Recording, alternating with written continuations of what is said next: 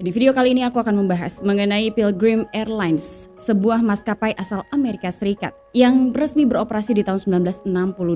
Maskapai ini merupakan salah satu maskapai regional yang kerap menggunakan armada pesawat de Havilland DC-6 Twin Otter.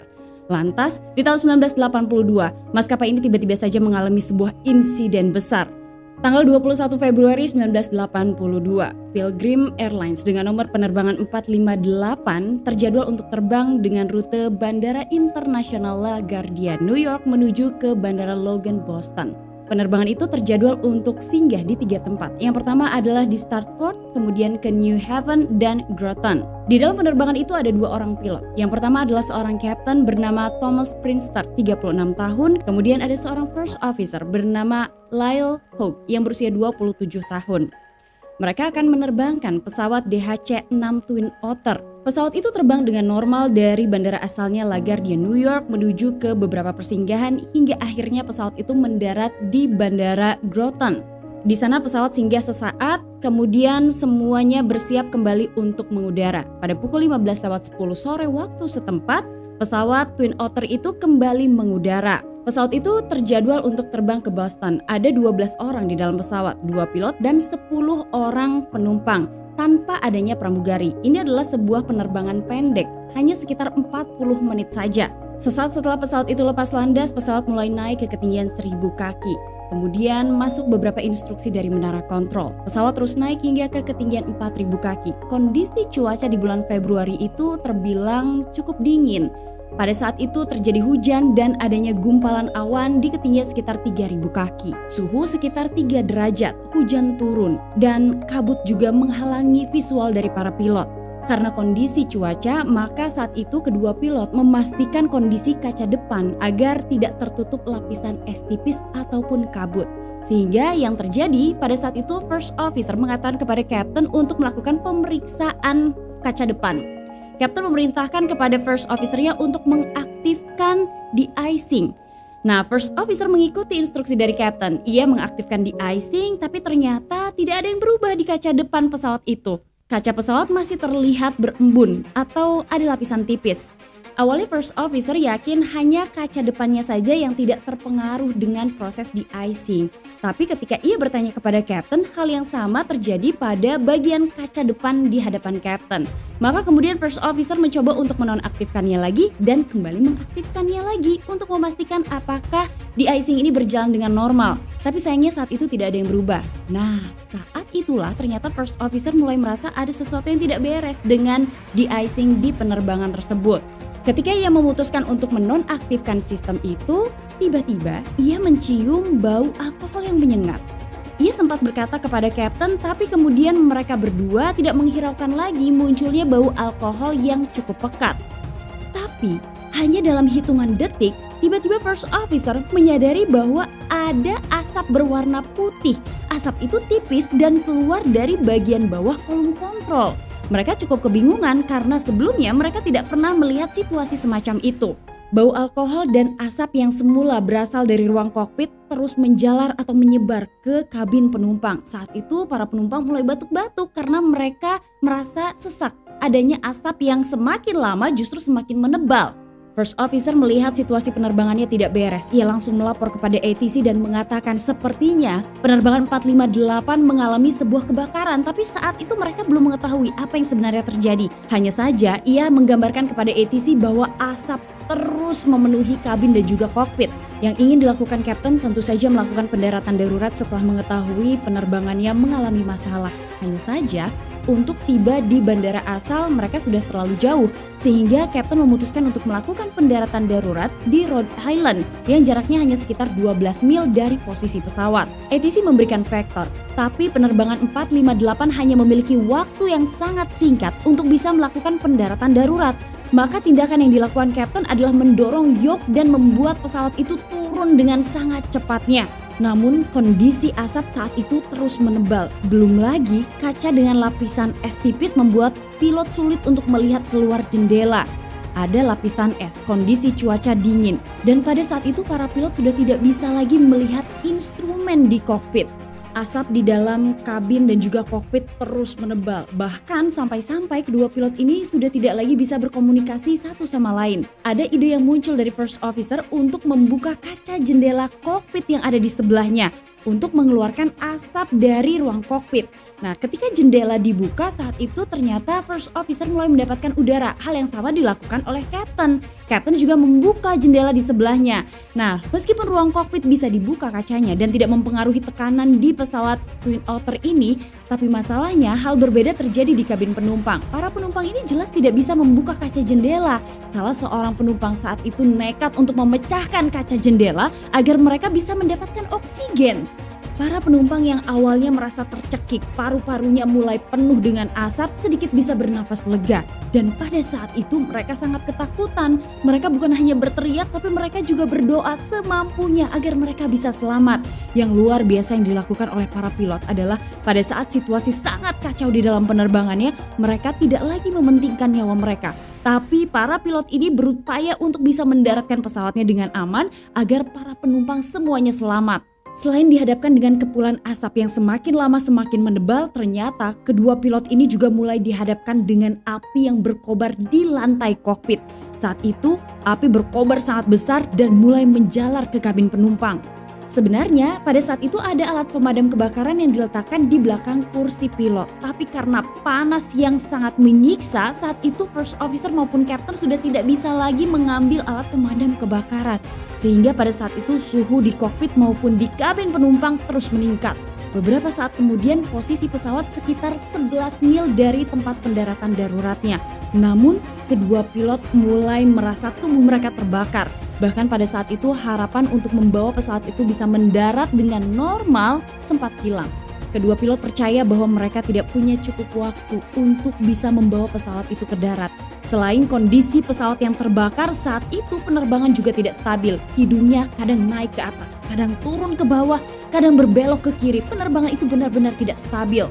Setiap saat, semua orang di dalam penerbangan itu harus berperang dengan ketakutan mereka. Kondisi penerbangan itu semakin buruk setiap detiknya. Bahkan situasi kokpit saat itu kacau.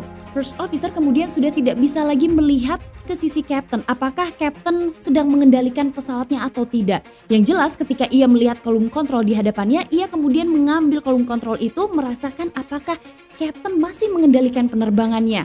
Lalu sesekali ia berusaha untuk melihat keluar jendela agar bisa melihat di mana tempat pendaratan aman jika nantinya pesawat ini tidak bisa mendarat darurat di bandara yang dituju. Namun sayangnya pada saat itu first officer tidak bisa melihat tempat pendaratan yang aman untuk pesawatnya. Berbeda dengan first officer dan captain, semua penumpang berharap mereka bisa melakukan pendaratan dengan aman sehingga yang dilakukan oleh para penumpang adalah mengencangkan sabuk keselamatan. Mereka duduk dan bersiap menunggu pesawat itu akan mendarat. Namun ternyata ketika pesawat itu berada di ketinggian sekitar 1.500 kaki, headset yang digunakan oleh kedua pilot itu meleleh, memaksa kedua pilot harus melepas headsetnya. Awalnya penerbangan 458 ini masih terus dipantau oleh ATC. Namun kemudian pada saat headset itu dilepas, ada instruksi yang masuk dari ATC, pilot saat itu tidak bisa lagi merespon instruksi tersebut. Mereka tidak bisa berkomunikasi dengan ATC tanpa headset. Di tempat lain, ATC yang pada saat itu sedang memantau penerbangan 458 semakin was-was karena beberapa instruksi yang diberikan tidak dijawab atau direspon. Tapi ATC masih cukup tenang karena melihat pesawat itu turun dengan cukup stabil meskipun kecepatan turunnya sangat ekstrim. Kini penerbangan Pilgrim 458 harus terbang buta tanpa bantuan dari ATC. Ketika pesawatnya berada di ketinggian sekitar 1.000 kaki, saat itu first officer masih berupaya mencari di mana pesawat itu akan mendarat, tapi yang dilihatnya hanyalah pepohonan. Sampai kemudian, sang kapten memutuskan untuk melakukan sebuah belokan ekstrim. Kapten membawa pesawat itu berbelok ke kiri. Sepertinya saat itu kapten sedang berupaya semampunya untuk mencari daratan yang aman sebelum api sampai di area tangki bahan bakar. Tangki bahan bakar itu terdapat di bagian lambung tengah pesawat dan di atas tangki bahan bakar itu terdapat kursi-kursi penumpang. Sampai saat itu, menurut pengakuan first officer, ia masih bertanya-tanya di mana pesawat itu bisa mendarat atau mungkinkah pesawat akan meledak di langit. Hingga kemudian, setelah melakukan pencarian selama beberapa saat, captain dan first officer mulai melihat sebuah waduk yang sudah membeku. Setelah itu, first officer yakin mereka akan berhasil mendaratkan pesawat Twin Otter itu. Tidak ada pepohonan di atas es tersebut. Tapi, anehnya pada saat itu first officer maupun captain sama-sama tidak berpikir, akankah es yang menutupi waduk itu mampu untuk menahan bobot pesawat? Mereka kemudian hanya mencoba untuk melakukan pendaratan seaman mungkin. Kondisi pesawat itu terlihat terbang tidak menentu dan asap hitam pekat keluar dari bagian-bagian pesawat. Pesawat itu miring ke kiri, miring ke kanan, tapi Captain tetap memutuskan untuk melakukan pendaratan aman demi nyawa belasan orang di dalam pesawat. Dengan sangat cepat, Captain membawa pesawat itu turun dan Captain berteriak dari ruang kokpit, berpegangan. Dengan kata lain, sesuatu yang buruk bisa saja terjadi pada saat proses pendaratan. Kedua pilot memutuskan untuk melakukan pendaratan di sebuah waduk yang membeku. Pesawat turun dengan sangat cepat dan yang terjadi ketika itu adalah roda pendaratan sebelah kiri menghantam es terlebih dahulu hingga membuat roda itu patah, disusul dengan roda pendaratan lainnya yang ikut patah. Hentakan keras terjadi, para penumpang terpental dan saat itu ketakutan bertambah. Yang terjadi setelahnya, ketika roda pendaratan semuanya patah, pesawat itu masih terus tergelincir sejauh 500 kaki. Pesawat sempat berbelok ke kiri dan pada saat proses pesawat itu berbelok ke kiri, bagian sayap sebelah kanan pesawat robek, disusul dengan ekor pesawat yang robek dan beberapa bagian lainnya. Kemudian pesawat itu mulai berhenti. Ketika pesawat itu berhenti, tidak terdengar apapun, hanya keheningan. Para penumpang saat itu pingsan setelah mereka mendapatkan hentakan yang sangat keras. Tiba-tiba saja beberapa penumpang kemudian tersadar dan mereka langsung berupaya untuk membebaskan diri mereka dari pesawat yang hancur. Sebagian keluar dari celah pesawat, sebagian berusaha untuk mendorong pintu keluar pesawat. Yang dilakukan oleh para pilot adalah memastikan semua penumpang saat itu harus keluar. Tidak ada daftar checklist yang bisa diselesaikan oleh para pilot. Yang jelas keduanya harus segera keluar dari pesawat itu. Satu orang dinyatakan meninggal dunia setelah menghisap asap yang sangat tebal. 11 lainnya selamat. Namun dari 11 yang selamat itu, 2 pilot mengalami luka bakar yang serius. Beberapa saat kemudian tim relawan dan tim evakuasi tiba di lokasi kecelakaan. Mereka kemudian membantu para korban ini menuju ke rumah sakit. Sebagian lagi mencoba untuk memadamkan api yang berkobar dan kemudian setelah situasi aman, beberapa relawan mengangkut reruntuhan pesawat untuk dilakukan penyelidikan. NTSB jelas menjadi satu-satunya tim penyelidik sah yang diakui oleh Amerika dan melakukan penyelidikan atas penerbangan 458. Saat itu kemudian NTSB mengungkap fakta bahwa penerbangan 458 tidak dilengkapi dengan black box.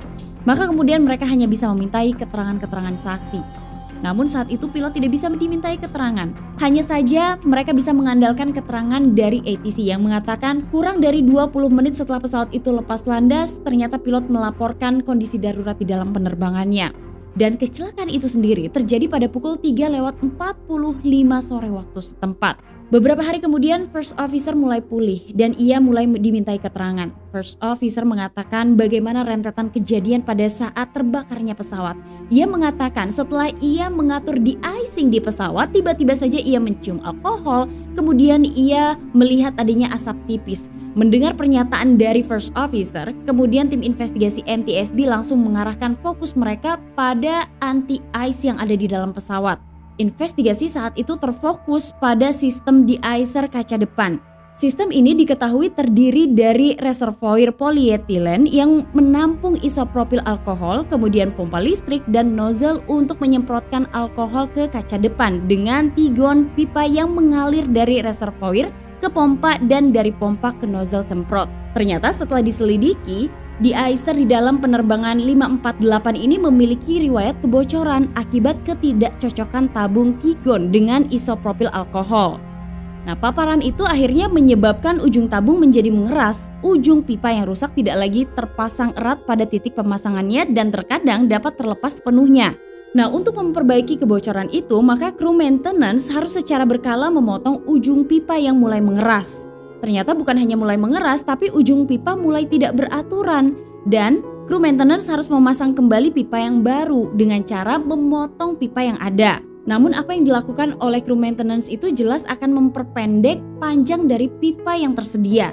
Nah, prosedur yang dilakukan oleh maskapai Pilgrim ini disetujui oleh Havilland. Nah, ketika digali lebih jauh lagi, ternyata ada catatan bahwa beberapa bulan sebelum kecelakaan, Saat pesawat berada di Bandara LaGuardia, pipa pada sistem mesin de-icer pesawat ditemukan terpisah dari saluran keluar pompanya. Nah, hal ini kembali terjadi 3 hari sebelum terjadinya kecelakaan. Tapi dilakukan perbaikan oleh pilot ketika pesawatnya transit di New Haven. Namun sepertinya perbaikan yang dilakukan pada saat itu tidak sesuai dengan yang seharusnya dan mengakibatkan adanya kebocoran alkohol dalam penerbangan 458. Nah, hasil pengujian dari kebocoran alkohol yang terjadi pada pesawat dalam penerbangan 458 ini mengungkap bahwa cairan alkohol itu bisa bocor atau menetes dalam jumlah yang banyak.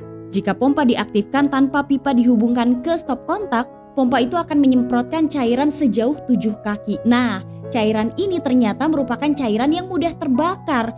Jika kondisi suhunya memanas, maka tidak heran terjadi kebakaran hebat di dalam penerbangan itu. NTSB menganggap bahwa sistem pencair alkohol menimbulkan bahaya kebakaran yang serius, kemudian merekomendasikan untuk penghapusan sistem tersebut atau cairan tersebut pada pesawat DHC-6. FAA juga menyetujui hal itu dan mengeluarkan petunjuk kelaikan udara pada bulan Desember 1982 yang melarang penggunaan sistem untuk menghilangkan es setelah tanggal 30 November 1983. Maka alkohol atau bahan-bahan berbahaya tidak boleh digunakan lagi dan pabrikan pesawat serta maskapai hanya diperbolehkan untuk menggunakan listrik dalam mengaktifkan de-icing. Atas upaya yang dilakukan oleh kedua pilot dalam menyelamatkan banyak nyawa di dalam penerbangan itu, maka keduanya diberikan penghargaan dari Flight Safety Foundation pada tahun 1982. Keduanya dianggap sangat berjasa karena dalam situasi seperti itu banyak orang yang mungkin saja tidak bisa mengendalikan pesawat. Banyak juga yang mungkin putus asa dan tidak mau berjuang untuk bisa mendaratkan pesawatnya dengan aman. Tapi yang terjadi dalam penerbangan itu, kedua pilotnya dipuji, mereka dianggap heroik karena menyelamatkan banyak nyawa. Kedua pilot itu masih melanjutkan pekerjaannya di Pilgrim Airlines hingga akhirnya Kapten berhenti beberapa tahun sebelum ia pensiun dan meninggal di tahun 2018. Beliau meninggal karena komplikasi paru-paru akibat kebakaran di penerbangan 458. Sementara itu, First Officer Hawk pindah ke US Airways dan di sana ia memulai karir barunya. Nah, Delvers, itulah kisah dari penerbangan Pilgrim 458. Banyak sekali pelajaran penting yang bisa kita ambil dari peristiwa ini. Semoga adanya video ini menambah wawasan bagi kita semua dan banyak manfaatnya. Terima kasih, sampai ketemu lagi. Assalamualaikum warahmatullahi wabarakatuh. Jangan lupa di subscribe.